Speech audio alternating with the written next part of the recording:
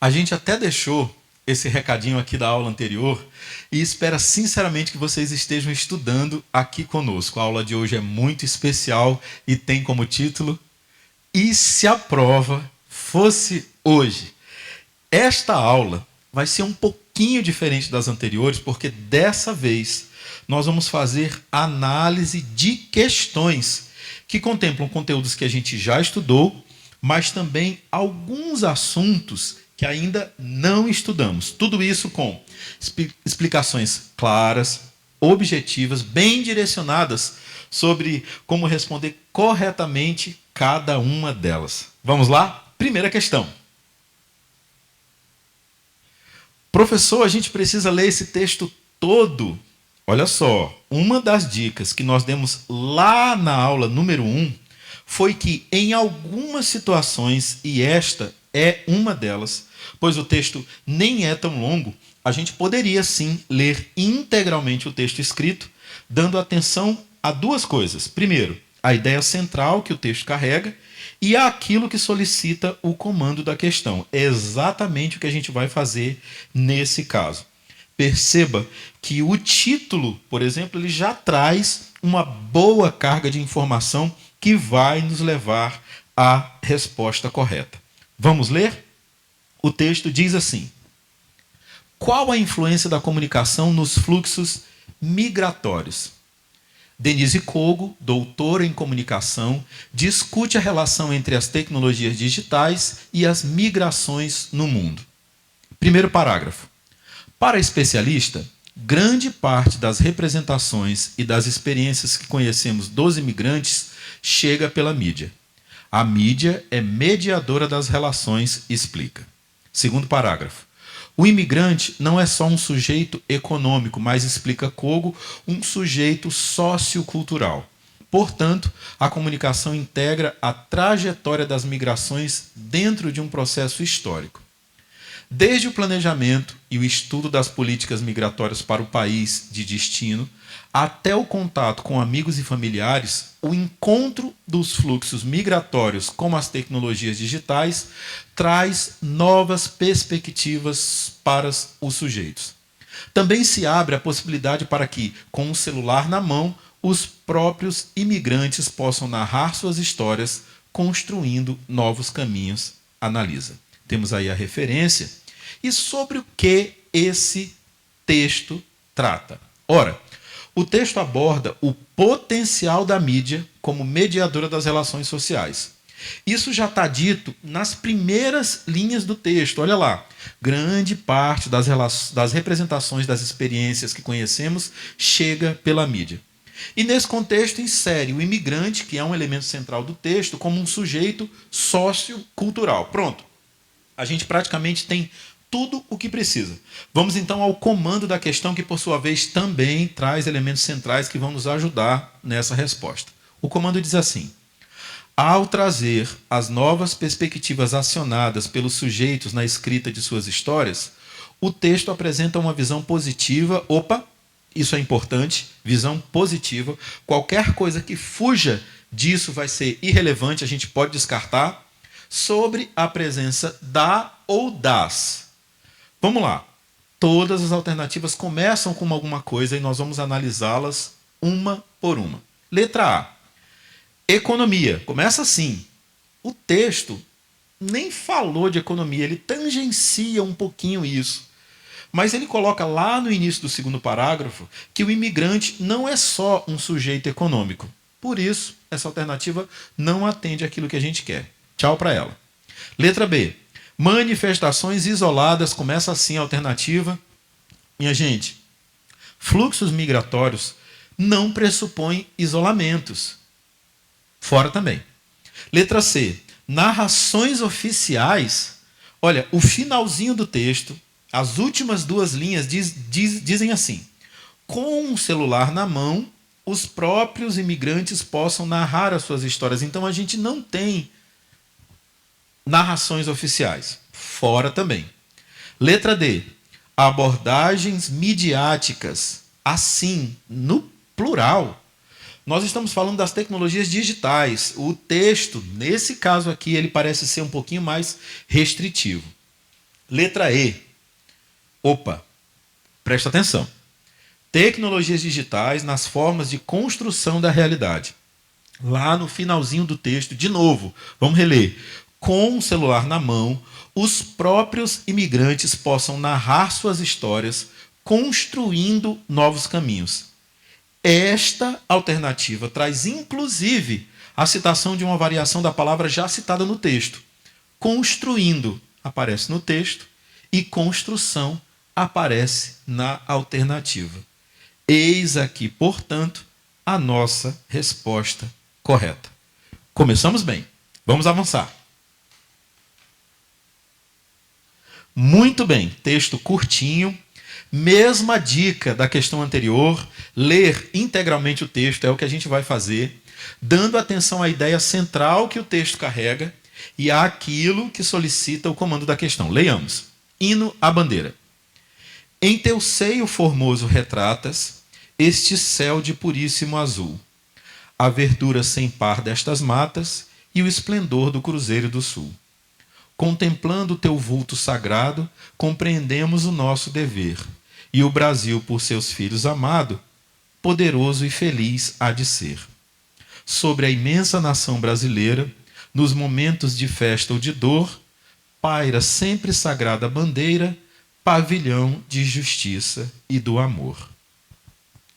É um hino. O hino, todo hino, é uma composição musical que visa a exaltação de determinado símbolo, nesse caso específico, da bandeira nacional. Tem um trecho lá no segundo verso que aponta bem isso, olha lá. Contemplando o teu vulto sagrado, compreendemos o nosso dever. O que é que essa questão nos pede? Vamos ler. No hino à bandeira, a descrição é um recurso utilizado para exaltar o símbolo nacional na medida em que, se vocês repararem, cada alternativa tem um verbo. E um deles já nos aponta para o que nós estamos procurando. Mesmo assim, vamos observar cada alternativa. Letra A. Remeter. Ora, um dos significados possíveis do verbo remeter é tomar como referência. O hino e seu símbolo principal não tem essa intenção. Nós não estamos querendo nos remeter a nada. Letra B. Promove é o verbo que inicia essa alternativa. Um verbo interessante, mas promove o quê? Continue lá dizendo a união dos cidadãos? A bandeira? Também não. Tchau, tchau, tchau. Letra C. Valoriza os seus elementos. Opa, eu disse ainda há pouco que o hino, ele é também um canto solene em honra de algo ou de alguém. Parece que a gente achou o que está buscando. Tudo indica que sim.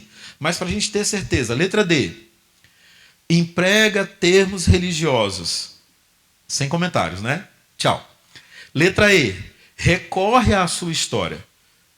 O texto, ele chega a fazer menção ao futuro. Quando a gente pensa em história, lá para trás. Futuro. Tanto é que tem um trechinho que diz assim, ó. Há de ser. É a última linha do segundo trecho. Parece que nós encontramos, então, a resposta correta. Letra C, sem dúvidas. Vamos para a próxima.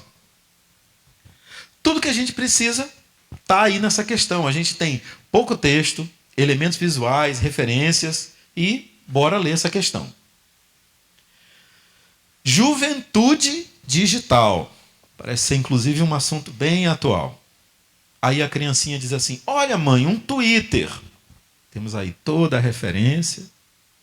E o enunciado da questão diz assim, o comando da questão. O humor na charge é provocado porque a personagem comete um deslize. Vamos sublinhar mentalmente essa expressão, um deslize, referente a um dos fatores pragmáticos do texto. Sendo ele, que fator pragmático é esse? Vamos pensar.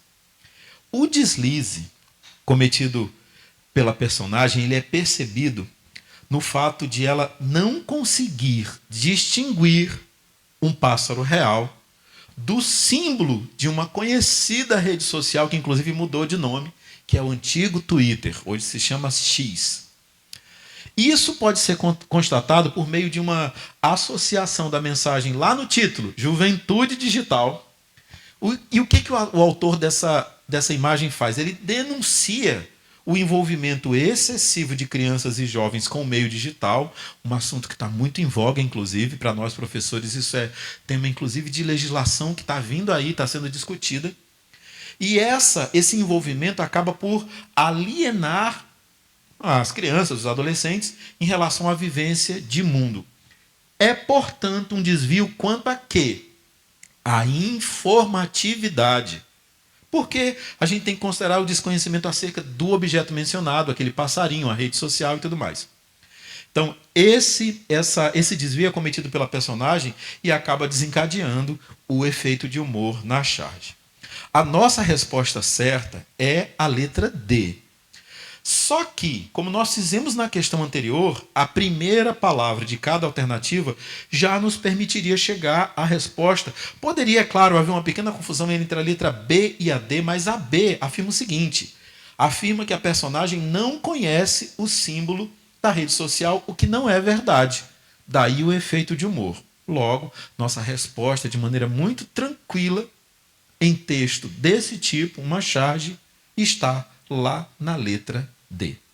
Vamos para a próxima? Já está na sua tela. E agora, como é que a gente responde uma questão dessa? Porque olha o que ela diz. De acordo com a norma padrão da língua portuguesa, assinale a alternativa correta em relação ao uso e à colocação dos pronomes. Professor, nós estudamos sobre isso. A gente tem assistido todas as aulas. Já se falou sobre colocação pronominal? Calma, vamos devagar. Olha só, no momento da escrita, da fala também, é muito natural que surjam alguns questionamentos quanto ao emprego correto de certas expressões, entre elas, o emprego dos chamados pronomes átonos. Vou citar alguns aqui para vocês. O se, o me, o lhe, o pronome te, o pronome o, ou o pronome a, que muitas vezes substitui ele ou ela. Professor, o que é pronome átono? Um conceito bem simplinho, tá? Bem simplinho. Grava isso, anota. O pronome átono é aquele que desempenha uma função sintática de complemento. E ele não vem acentuado. É um conceito bem simples para aquilo que a gente tem que chegar aqui para poder responder da maneira mais fácil a essa questão. Essa colocação correta dos pronomes em relação ao verbo faz parte de uma tríade, ou seja, de um conjunto formado por 3 elementos, os quais têm os seguintes nomes, e que tem a ver muito com essa questão. É a chamada próclise, mesóclise e a ênclise. Isso, traduzindo em miúdos, é a chamada colocação dos pronomes. Professor, isso é difícil? Que nada.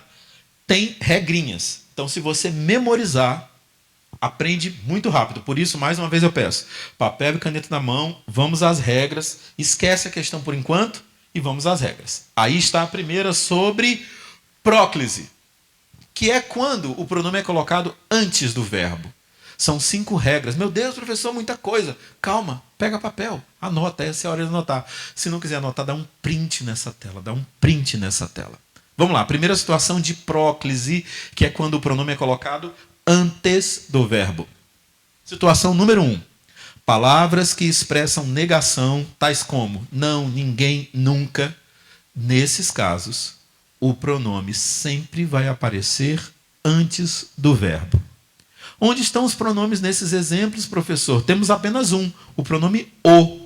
Professor, mas o é uma letra do alfabeto, é um artigo definido. Sim, é verdade. Mas nesse caso, eles cumprem a função do pronome. Vamos ver o primeiro exemplo. Não o quero aqui. Na verdade, coloquialmente falando, a gente diria não quero ele aqui. Mas a construção correta, seguindo a norma culta da língua portuguesa, é utilizando o pronome átono e colocando-o antes do verbo. Não o quero aqui. Exemplo número 2, nunca ouvi assim. Então, quando a gente tiver palavras que expressam negação, o pronome sempre aparecerá antes do verbo. Segunda situação, quando nós tivermos pronomes relativos, e aí nós temos alguns, que, quem, quando, ou pronomes indefinidos, que é aqueles que não esclarecem, falam de tudo, mas ao mesmo tempo não falam de nada. Alguém, ninguém, tudo. E os demonstrativos, que são os mais simples. Este, esse, isto, aquilo. Quando nós tivermos esses pronomes aí, o pronome átono virá antes do verbo. Foi ela que o fez. Foi ela que o fez. Fez o quê? É indefinido, é um pronome relativo. Fez determinada coisa. Mas o que diz a regra é que quando nós temos pronomes relativos, e esse é o caso do primeiro exemplo da situação 2, no pronome átono fica antes do verbo. Segundo exemplo dessa situação.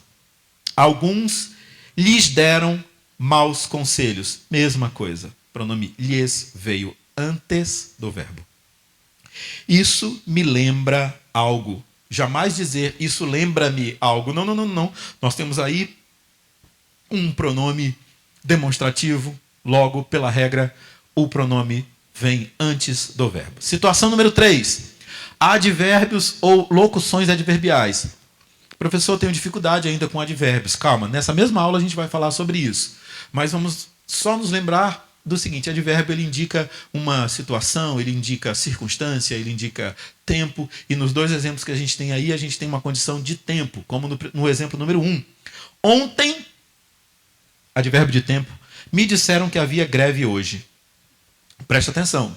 Eu tenho um advérbio de tempo, logo o pronome ficou posicionado corretamente antes do verbo. Às vezes também pode vir a ser um advérbio de tempo. Às vezes nos deixa falando sozinhos. Nos, pronome átono, veio antes do verbo. Quarta situação. Palavras que expressam desejo e também orações exclamativas. Eu acho, inclusive, que essa é a mais fácil. Oxalá, muita gente se espanta com essa, acha que tem alguma conotação religiosa. Na verdade, oxalá significa tomara. Oxalá me des a boa notícia. Olha o pronome me ali antes do verbo dar, que aí está conjugado na segunda pessoa. Oxalá tu me des a boa notícia. Bem certinho. Deus nos dê força para passar neste concurso. Eu ouço um amém. Eu ouço um amém nessa hora. Muito bem, nessa situação temos de novo o pronome nos, colocado de novo também antes do verbo dar, conjugado aí na terceira pessoa. Nos dê forças. Muito bem. Conjunções subordinativas. 2 exemplos. Embora, olha aí a conjunção, se sentisse melhor, saiu. O se antes do verbo sentir. Conforme lhe disse, olha o conforme, uma conjunção subordinativa, lhe disse, hoje vou sair mais cedo. O lhe, o pronome colocado bem certinho antes do verbo. Por fim, quando a gente tem palavras interrogativas no início da oração, essa é batata. Olha o exemplo. Quando te deram a notícia? Quando é uma expressão, uma palavra que gera interrogação. Pronome antes do verbo dar, conjugado aí como deram. E, no último exemplo, quem te presenteou? Mesma coisa. Uma expressão que indica interrogação com um pronome muito bem colocado antes do verbo presentear, aí conjugado como presenteou. Em todas essas situações, pronome antes do verbo. Ok? Próxima. Essa é bem menos usual. Bem menos usual. E vamos ver o conceito. Mesóclise. O pronome é colocado no meio do verbo. A gente pouco usa. A gente teve um presidente que usava isso, né? Um presidente nessa nossa história contemporânea. Então, o pronome é colocado no meio do verbo. Isso acontece com verbos do futuro do presente ou futuro do pretérito, a não ser que haja palavras que atraiam a próclise. Vamos lá, professor, pode explicar essa história de futuro do presente e futuro do pretérito? É claro, sim, explico. Na gramática da língua portuguesa, nós temos 2 presentes. É bem facinho de aprender isso aqui. Porque, olha só, Ou nós temos o futuro do pretérito e o futuro do presente. O primeiro, na verdade, deixa eu inverter. Nós temos o futuro do presente, que é assim que aparece geralmente na gramática, e depois o futuro do pretérito. O primeiro, o futuro do presente, ele indica algo que realmente vai acontecer. Por exemplo, passarei no concurso. É um futuro certo, vai acontecer. Amém? Virou um culto agora aqui. É um culto. Passarei, vai acontecer. Esse é o futuro do presente. Mas se eu dissesse, passaria no concurso, é um futuro, mas parece haver algo impedindo. Pode ser inclusive o fato de você não ter assistido às aulas anteriores. Então, para acabar com esse futuro incerto, veja todas as nossas aulas. Quando acabar essa daqui, e você tem que curtir, você está assistindo, já curtiu o vídeo? Curte aí, cutuca aí esse botão de curtir. Cutuca ele e curte esse vídeo. Comenta também, manda para alguém. A gente já ensinou como faz isso aqui. Então, para acabar com esse futuro incerto, veja as nossas aulas.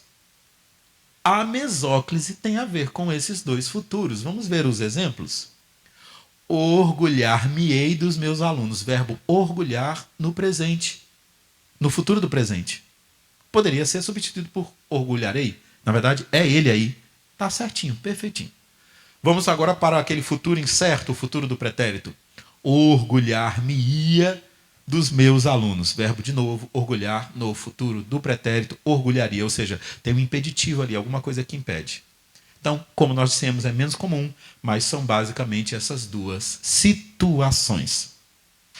Ênclise também é fácil. Agora, ao contrário, lá da primeira situação, na ênclise, o pronome é colocado depois do verbo. Isso acontece quando a oração contém palavras que atraem esse tipo de colocação pronominal. Que palavras são essas, tão atrativas assim? Situação número 1. Verbos no imperativo afirmativo. Professor, o que é imperativo? Aquele verbo que manda você fazer alguma coisa. Primeiro exemplo. Depois de terminar, chamem-nos. Olha para onde foi o pronome nos. Para depois. Nós temos uma situação de ênclise, porque nós temos um verbo no imperativo. Exemplo número 2 dessa situação. Para começar, joguem-lhes a bola. Está mandando fazer. Então o pronome tem que vir depois. Não bota na frente. Não bota na frente. Situação número 2. Verbos no infinitivo impessoal. Gostaria de pentear-te à minha maneira. Olha o pronome te ali depois do verbo. Reparou que todos eles estão ligadinhos no verbo com o hífen? É isso aí. O seu maior sonho é casar-se. Coloquialmente a gente diria, o seu maior sonho é se casar. No coloquial aceita tudo, mas aqui, na formalidade da língua portuguesa, a construção deve vir dessa forma. Por fim, diferente lá da primeira situação, quando os verbos aparecerem no início das orações, a gente coloca o pronome depois. Fiz-lhe a pessoa mais feliz do mundo. Professor, fica até mais interessante inverter. Tudo bem, está tudo certo. Mas, na modalidade formal da língua, é assim que tem que ser. Como também no segundo exemplo. Surpreendi-me com o café da manhã. Bora voltar para a questão para ver como ficou muito mais fácil? Bora lá. A questão diz o seguinte: de acordo com a norma padrão da língua portuguesa, assinale a alternativa correta em relação ao uso e à colocação dos pronomes. Alternativa A. O pronome se, depois do negam-se, deveria vir aonde? Onde? Antes do verbo se negam. Na verdade, antes do verbo negam, deveria ser se negam. Viria depois, como diz a regra, se o verbo iniciasse a oração. Manda embora essa alternativa. A alternativa B. Mesmo princípio da alternativa anterior. Isso aí é regido pela ênclise. O pronome vem depois do verbo quando este inicia a frase. Pronto, não é me empresta, está errado. Alternativa C. De novo, mesmo princípio das alternativas anteriores. A alternativa D. Presta atenção, que aí apareceu um negócio diferente, que aparece tanto na D quanto na E. Vamos lá. Os pronomes pessoais do caso reto, que são os que a gente mais usa, eu, tu, ele, ela, nós, eles funcionam como sujeito da oração. Tem uma aula que trata disso aqui já, tá? Já os pronomes pessoais do caso oblíquo, como é o caso de mim, comigo, contigo, eles funcionam como complemento. na maioria das vezes, como objeto da oração e não como sujeito. Por isso que o mim não faz nada, mas o eu faz.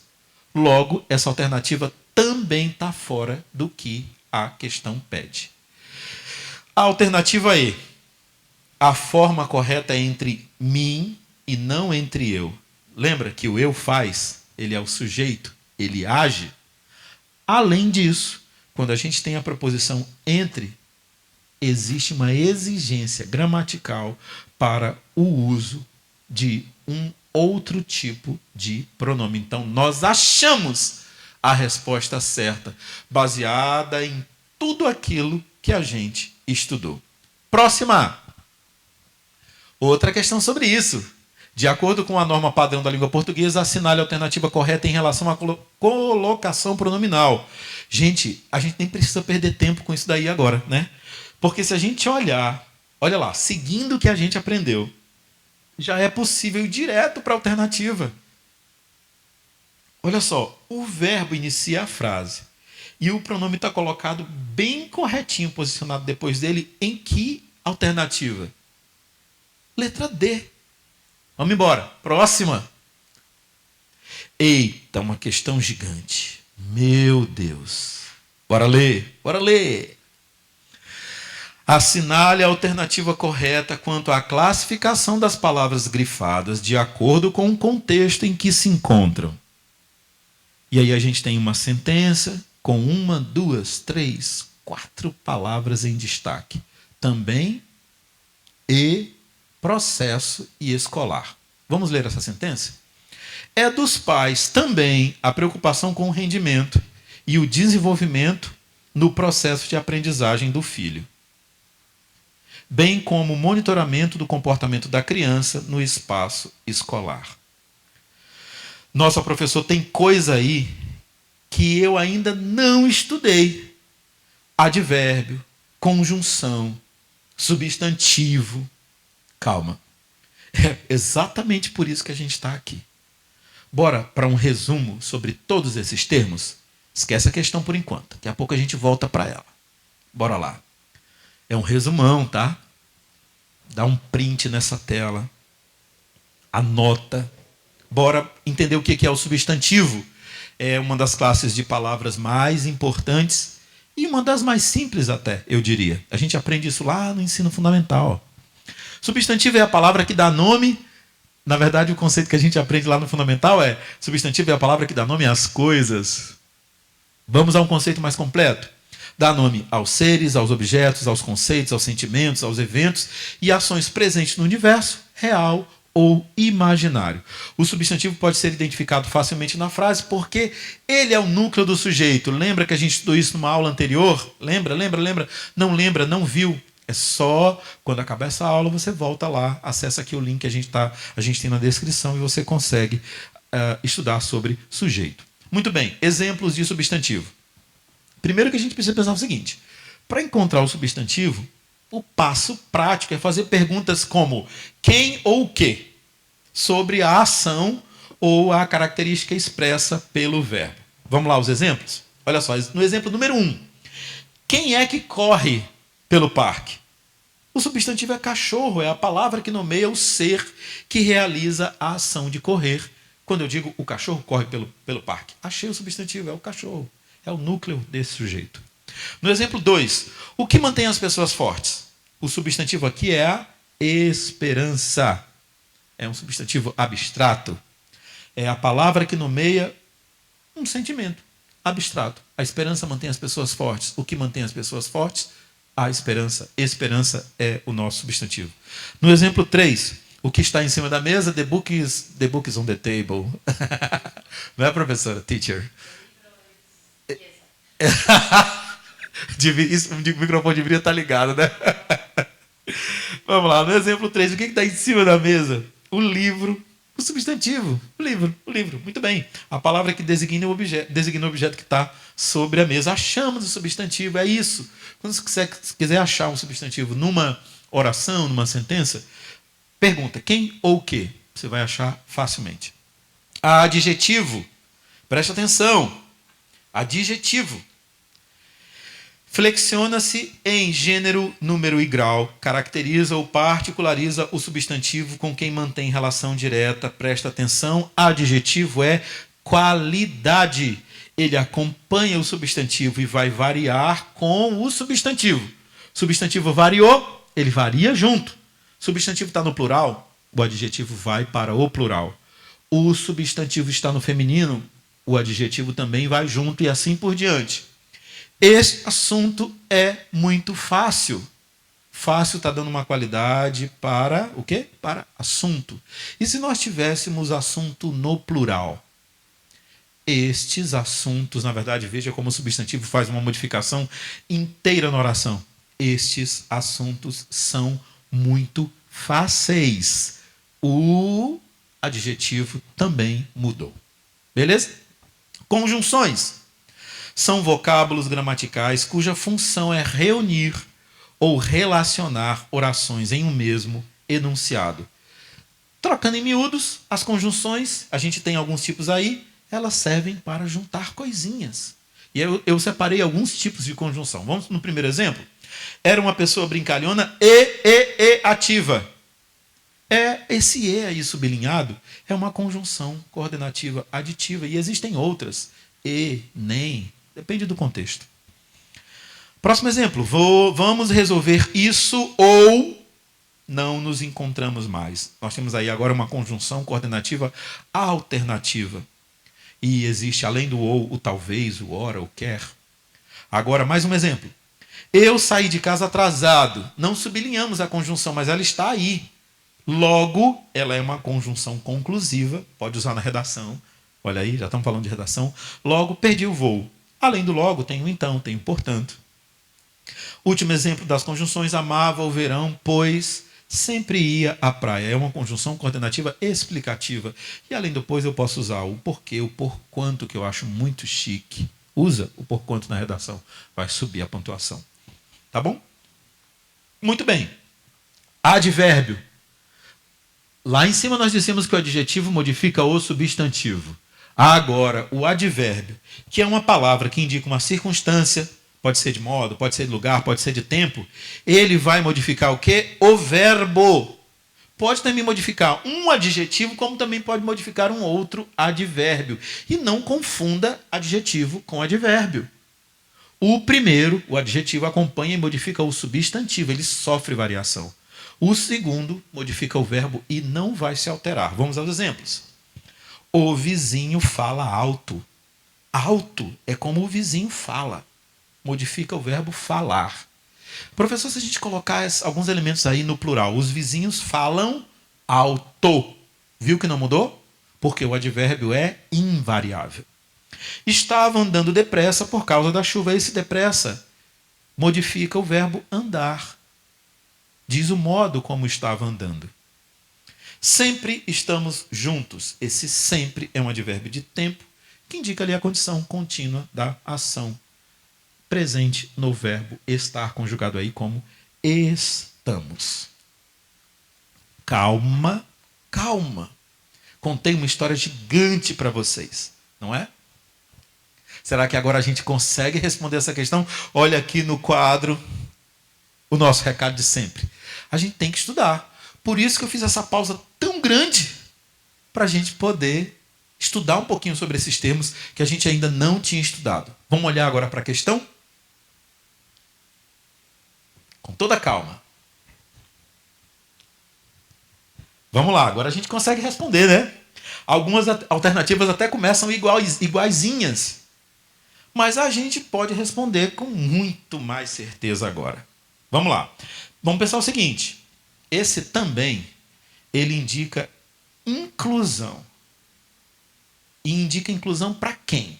Para o verbo. E é no início da sentença. Quem acompanha o verbo e modifica-o?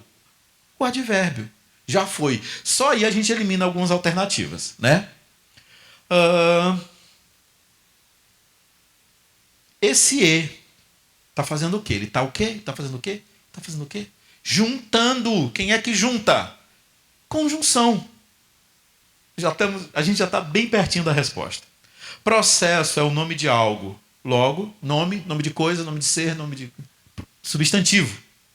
E escolar, que está do lado de um substantivo, é o que, minha gente?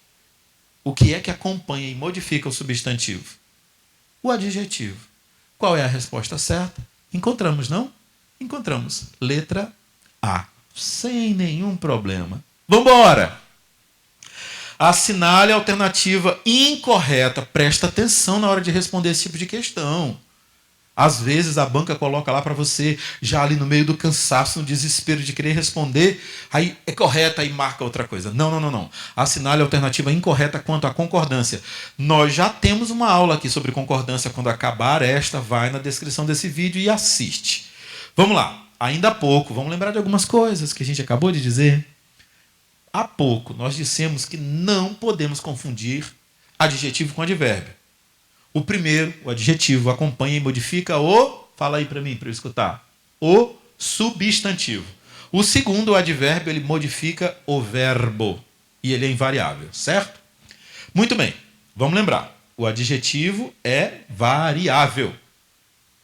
Ele vai acompanhar o substantivo, vai concordar sempre com ele.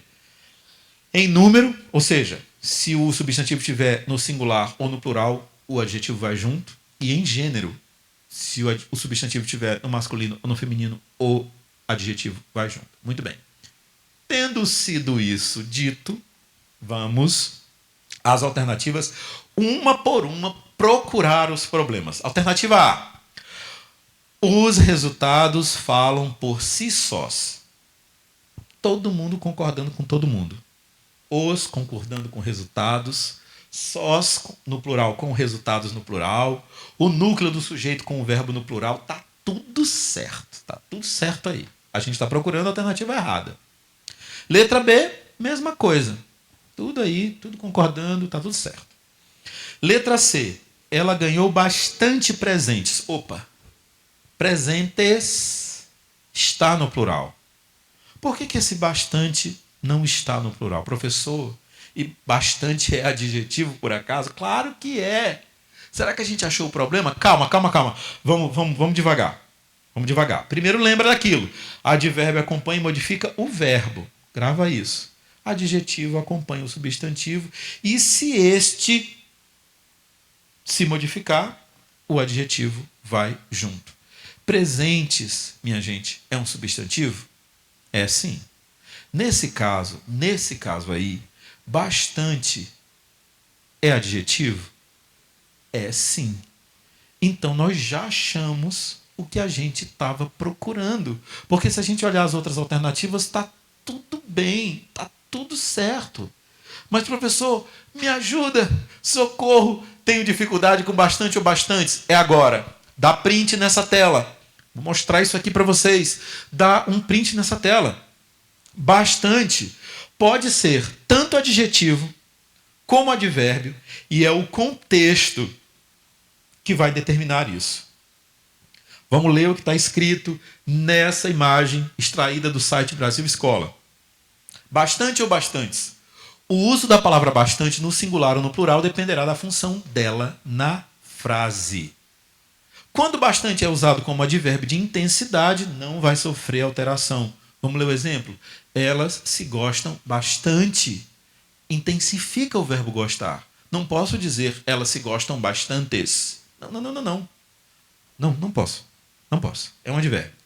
Já quando bastante é usado como adjetivo, ele pode sim sofrer flexão de número. É exatamente esse o caso do exemplo aí do bastante como adjetivo. Ele é variável. Há vegetais bastantes na geladeira. O bastante também pode funcionar como um pronome indefinido. Quando bastante é usado como pronome indefinido, ou seja, não informa exatamente quantidades, ele também pode aparecer no plural bastantes. Olha aí, bastantes ratos foram vistos na casa. Pronto. Havia erro lá na alternativa C. Deu print na tela? 1 segundo você dá um print nessa tela. Foi. Próxima questão. Meu Deus, professor, que questão gigante. Mas calma, gente. Tudo que a gente precisa está aí na questão. Nós temos textos escritos, temos expressões. Vamos ver de tudo, está tudo aí. O enunciado, olhando rapidamente, já diz alguma coisa sobre verdadeiras. Olha ali embaixo, verdadeiras. Então, a gente precisa ler e achar o que é verdade em relação ao texto. Vamos ler o texto? Bora lá. Uma tirinha, lá em cima. É uma charge. Vamos ler vamos reparar as expressões da personagem, tá? Repara, feliz da vida no primeiro quadrinho. A Copa do Mundo é nossa. A burocracia é nossa. A violência é nossa. A corrupção é nossa. O trambique também. A miséria, a desigualdade social. Enunciado. As charges utilizam os recursos do desenho e do humor para tecer algum tipo de crítica. Esse é o elemento central do nosso enunciado. E diversas situações do cotidiano. Há diversas situações do cotidiano, perdão. Sobre a charge do chargista Duque, analise as seguintes afirmações e julgue aquelas que são verdadeiras. Vamos lá. Sentença número 1. Através da expressão do torcedor, podemos notar que ele se encontra entusiasmado com a realização. Até aqui está tudo bem. Agora, vamos lá. Com a realização da Copa do Mundo de 2014 no Brasil. Onde é que apareceu data aí, minha gente? Não tem. É falso. Acabou. Manda embora. Sentença 2. Através da gradação, ou seja, mudança de expressão do torcedor, podemos perceber que ele possui uma visão crítica sobre a realização da Copa no Brasil. Verdadeiro. Verdadeiro. Sentença número 3. Não pode... Quando aparece um negócio de não podemos, minha gente, já desconfia. Muito fatalmente será falso. Mas vamos verificar. Não podemos afirmar que exista qualquer tipo de comentário crítico nas entrelinhas. Abandona. Sentença número 4. Podemos inferir, concluir que o entusiasmo inicial pela realização dos jogos no Brasil foi substituído por uma postura pessimista por parte da personagem retratada. Sentença perfeitamente verdadeira. Temos como resposta certa a letra C. A gente não demorou quase nada para responder. Exatamente assim que se vai responder a questão lá no concurso. Vamos embora! Professor, socorro! Que textão! A gente vai precisar ler esse texto inteiro. Calma, calma, calma. O enunciado da questão. Lembra lá nas dicas da aula 1? Ah, não assisti ainda não. Assiste lá. Assiste, curte, comenta. Compartilha. Lá na aula 1, a gente viu que alguns enunciados já apontam aquilo que a gente tem que fazer. Muito bem, estamos aqui. Vamos lá, vamos para o enunciado. O enunciado já nos aponta o que a gente está precisando. Lembra lá das dicas 1? Repito várias vezes. Vamos lá. Obedeça. É a dica número 4 lá da aula 1. Obedeça ao comando, ao enunciado da questão. Vamos ler o enunciado? Vamos ler o enunciado. Assinale a alternativa cujo trecho retirado do texto apresenta um discurso indireto livre. Eita, o enunciado pede que a gente saiba o que é discurso indireto livre. Bora aprender? Bora aprender. Nem li o texto, tá? Não li, não precisa. O que é? Olha só. Primeiro, pensa o seguinte. O discurso direto e o indireto. E ainda tem o indireto livre. Eles são mecanismos de comunicação que vão se diferenciar na forma como reproduzem a fala de uma personagem. Vamos ler cada tipo? O discurso direto reproduz a fala de uma personagem de forma exata, entre aspas, e permite que o leitor tenha uma experiência mais próxima dos diálogos. Para isso, usa verbos de elocução como falar, responder, perguntar, declarar, exclamar, dentre outros. Esse é o discurso direto. Discurso indireto. O narrador... Opa, olha a diferença. Lá no direto nós temos a fala da personagem. Agora entrou o narrador. O narrador relata o que foi dito pelas personagens. Vamos corrigir isso aí. Pelas personagens, reformulando as palavras de acordo com a sua própria perspectiva. O discurso indireto é feito na terceira pessoa e não usa aspas. Já o discurso indireto livre, que é o que o enunciado da questão nos pede, é uma forma de discurso que combina os dois modelos linguísticos, direto e indireto. Bora voltar para a questão? Olha para todas as alternativas. Não vamos ler o texto. Não precisa ler o texto. Qual é a alternativa em que a gente tem a mescla dos dois tipos de discurso? Ora, a única alternativa em que nós temos o uso do travessão, que indica a fala de uma personagem junto com outros elementos do discurso indireto, é a letra D. E a gente nem precisou olhar para o texto. Próxima questão. Opa, uma questão de substituição. Aqui a gente tem um pouquinho de interpretação textual, com o uso de termos que podem ser sinônimos, uma porção de coisa. Vamos lá. Assinale a alternativa que possa substituir pela ordem as partículas de transição dos períodos abaixo sem alterar o significado delas. Essas partículas de transição são exatamente essas que estão entre parênteses. Elas estão assim para que ganhem destaque. Vamos lá. Vamos ler a sentença. Em primeiro lugar, observemos o avô. Igualmente, lancemos um olhar para a avó. Também o pai deve ser observado. Todos são altos e morenos, consequentemente a filha também será morena e alta. A melhor forma de responder este exercício, esta questão, é pelo método da exclusão. Dá para responder de outro jeito? Dá sim, mas esse é um método bem fácil que vai ajudar. Vou provar isso para vocês. Vamos lá.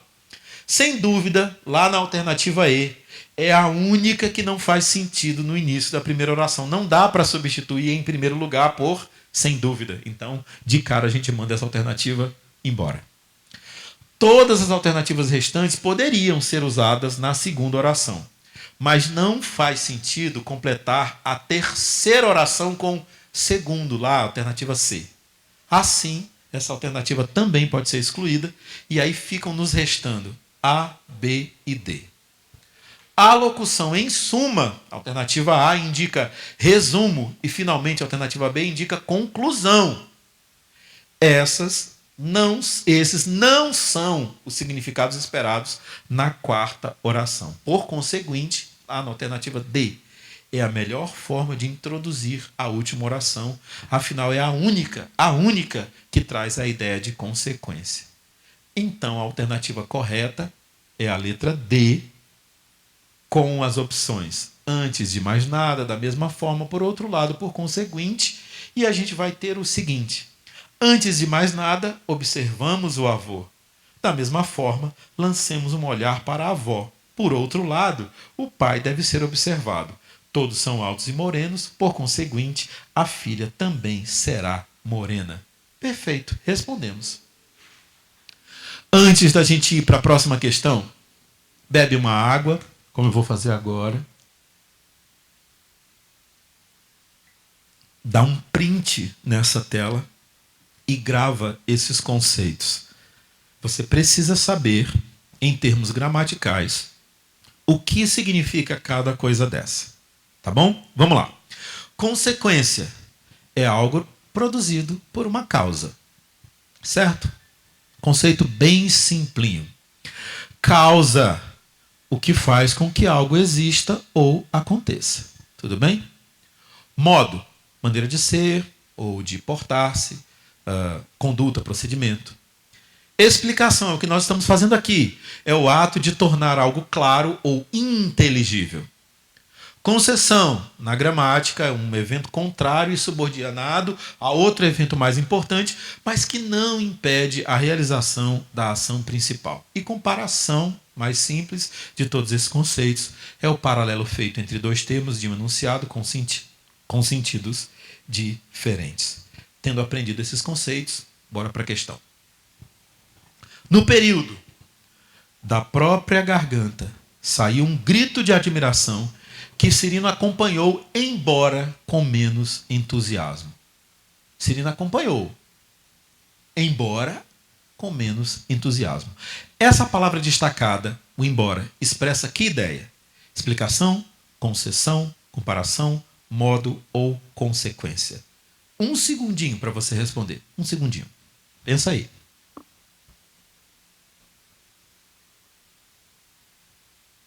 Bora lá. Alternativa A. Para explicar, a gente poderia usar pois, por isso, portanto. Certo?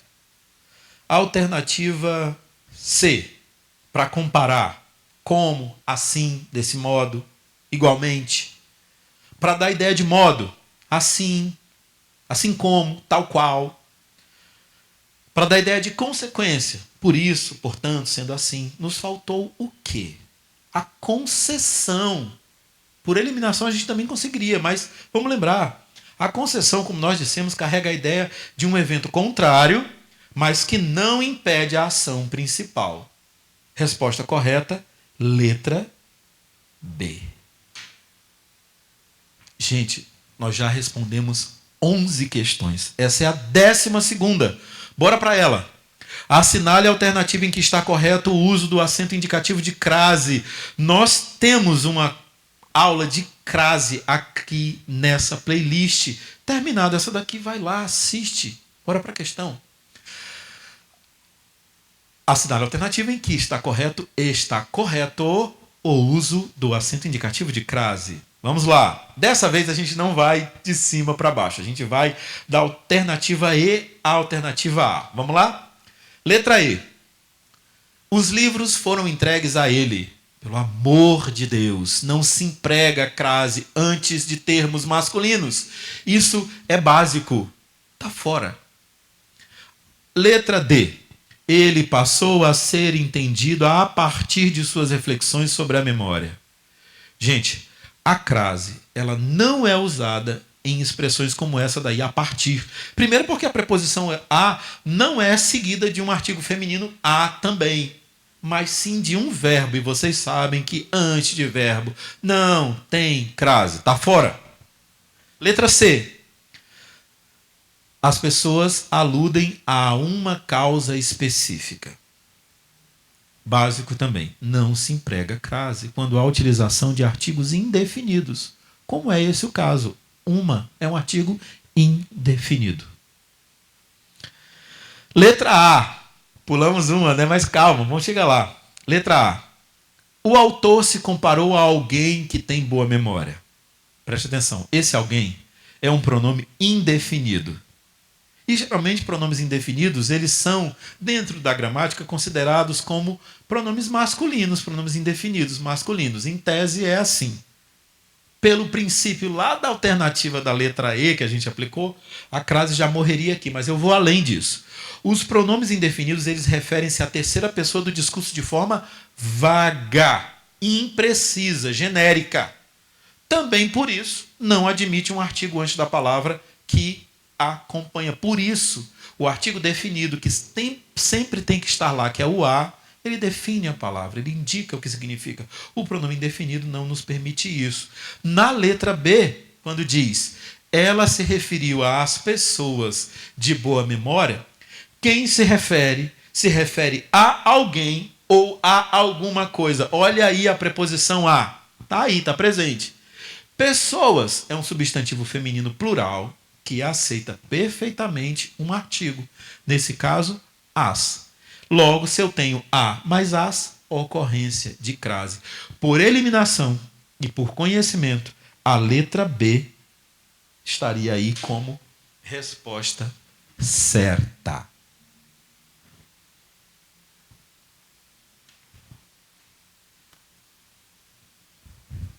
E aí eu volto para cá não. Meu Deus, eu me enrolei agora. Para cá, eu volto para cá, para a gente olhar para essa questão. Tem mais uma, também sobre crase. São 3 sentenças. E reparem que a gente tirou a crase de todas elas. Por que será? Essa a gente não vai responder. Na verdade, a gente quer que vocês respondam sozinhos. Tá bom? Escreve aqui no comentário a resposta dela. É simples. A gente acabou de fazer um resumo sobre crase. E se você ainda tiver dúvida, aqui na descrição desse vídeo você encontra uma aula específica, prontinha, perfeita, sobre crase. Aí, olha só. Acabou, professor? Calma. O título da nossa aula era E se a prova fosse hoje? Aí eu faço essa pergunta para você. Se a prova fosse hoje, você teria acertado todas as questões? teria errado alguma delas? Quais? Quais você teria errado? Se você errou, faz o seguinte: volta às aulas, estuda mais, porque eu disse isso aqui outro dia, você consegue. Não adianta ficar chorando, se desesperando diante da prova que está chegando aí, se culpando. As respostas certas, elas não vão cair do céu se você não estudar. Você precisa estudar. Precisa estudar. Então faz isso. Volta em todas as aulas. Esta é a aula número 8. Eu nem achava que a gente ia chegar tão longe e a gente chegou aqui porque não é fácil. Os professores que vão passar por esse concurso estão aí aterrorizados com a gravação da aula. Eu estou fazendo isso aqui já há 8 situações. Em 8 situações, 8 vezes, a gente se reuniu aqui para gravar. E eu digo a gente no plural porque eu não estou fazendo isso sozinho. Então, estuda, faz isso, é por você. Estuda, nós estamos aqui por você, mas você principalmente precisa fazer a sua parte. Ai, ai. Como eu já disse, acabei de dizer isso aqui para vocês. Isso não está no teu roteiro, tá? Tem uma coisa aqui que não está no teu roteiro, está só no meu e foi de propósito. Olha só, olha um monte de coisa que eu tenho para dizer aqui. Foi de propósito, porque, gente, tá em branco, exatamente. Eu acabei de dizer aqui que eu não gravo, eu não faço nada sozinho. Não faço nada sozinho. Me ajudam aqui nessa produção, nessa missão de produzir, de gravar, de executar essas aulas. E vocês sabem, quando eu estou com alguma coisa na mão, é porque eu tenho coisas para dizer. Então, eu tenho coisas para dizer. Essas aulas, elas são gravadas com algumas pessoas que são muito importantes para mim e que merecem todas as honras. Ei, coração. Como é assim? Hoje está comigo aqui a Aline, que é uma das minhas coordenadoras pedagógicas, cosplayer. Eu escrevi tudo. Eu escrevi tudo. Gente, a Aline tem cara assim de que tem 20 anos. Tá bom? É uma menina muito inteligente. Ela é extremamente dedicada e me ajudou a levar essas gravações à frente. Eu até poderia dizer que foi uma das pessoas que mais me incentivou. Todas as vezes que eu digo, vamos gravar tal dia, a Aline está comigo, vamos embora, nunca me disse não a respeito dessas gravações, sabe da importância, então eu preciso render aqui a ela todas as honras. Não consigo fazer coração assim. Esse é mais simples. O Asley é o meu outro coordenador. Ele também é jovem, ele tem um defeito, eu não vou citar aqui. Ele é muito amoroso, né? Mas na verdade o defeito dele nem. Isso é bullying, não pode fazer bullying com coleguinha. Mas, gente, eu só tenho que dizer muito obrigado, viu, meu amigo? Muito obrigado. A Viviane, minha coordenadora de ensino, ela é a mãe da educação, né? Deixa ela, é a mãe da educação. Enquanto a gente grava aqui, muitas vezes ela segurou as pontas, deve estar fazendo isso nesse momento, né? Então, outra pessoa muito importante é o meu coordenador administrativo, o Romário. Ele viabilizou muitas dessas coisas que estão aqui, preenchem esse espaço. Então, vejam, são pessoas que acabam não aparecendo, mas nos ajudam a realizar isso tudo. E é óbvio, não posso deixar de esquecer dos meus professores que de alguma forma me incentivam, e foi para eles que até agora, principalmente para eles, que até agora a gente tem feito isso. Parece uma despedida, né? É como se fosse, porque essa é a aula número 8, a gente está encerrando. Está encerrando, mas não acabou ainda. Então, deixa eu agradecer formalmente todos vocês que de alguma forma, direta ou indiretamente, nos ajudaram a fazer isso aqui. Chegamos longe. E aí, por que eu estou dizendo que não acabou efetivamente? Porque nós ainda temos 2 aulas. Temos 2 aulas. E essas 2 aulas serão sobre redação. Aula 8, aula 9 e aula 10 serão sobre redação. Vamos lá. Essa aula de redação vai ter 2 partes. A primeira vai ser muito semelhante com esse formato que vocês estão acompanhando aqui. Talvez eu não apareça, né, efetivamente, mas estarei lá na aula número 9. Ela vai ser publicada em breve.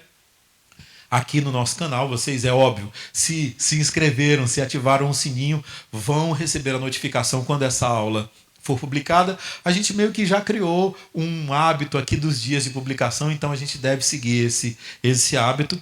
Mas a segunda aula ela vai ter um formato um pouquinho diferente, mas você precisa assistir a parte 1 para que você não apenas aprenda, mas também saiba, porque na verdade a gente vai aprender, a gente vai dissecar o edital, especificamente a parte que trata da redação, mas também você vai saber nessa parte 1 como participar da parte número 2, tá bom? Então, aguarda ansiosamente. Eu sei que tem gente esperando por essa aula. Eu sei também que tem gente que está estudando por outros meios e tem que fazer isso. Acabei de dizer, eu disse isso ainda há pouco. Estude, estude. É por você que faz. Cadê o recado? Está aqui. Ó. Estude, estudem, estudem. É por vocês, tá? Para a gente não perder o costume, como sempre, se inscreve no canal. Eu vou colocar mais coisas aqui. Se inscreve no canal, se ainda não tiver feito isso. Assiste às aulas anteriores. Curte esse vídeo. Comenta, tem uma questão que vocês têm que responder, então coloca a resposta dela aqui. A gente responde futuramente para saber se está certo, se está errado, se bem que essa questão é muito simples. E, principalmente, compartilha esse vídeo com seus amigos, com aquela pessoa que você sabe que precisa desses conhecimentos. Agradeço mais uma vez toda a atenção que vocês têm nos dado. Aguardem as 2 últimas aulas. E aqui a gente se despede dizendo até breve.